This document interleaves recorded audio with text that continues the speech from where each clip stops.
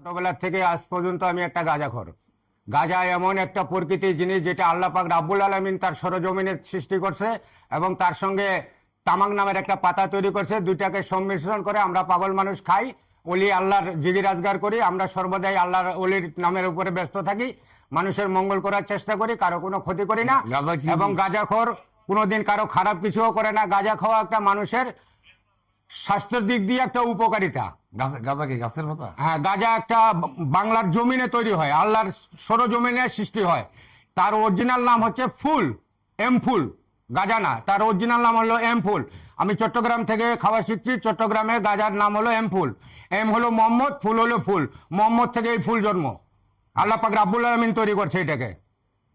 এটা কোনো মাদকের খাতা না, এটা কোনো মাদক না। কেউ মাদক বলে এই পৃথিবীর বুকে কোনো বিস্তার করতে পারবে না। এবং এই পৃথিবীর বুকে বড় বড় দেশের মধ্যে 8টা দেশে এই গাঁজাকে সম্পূর্ণরূপে একদম ক্লিয়ারেন্স দেওয়া আছে, ওষুধ হিসাবে মানুষ সেবন করবে। এটা একটা ওষুধ মানুষের, তার বেশি কিচ্ছু না গাঁজা। ধন্যবাদ।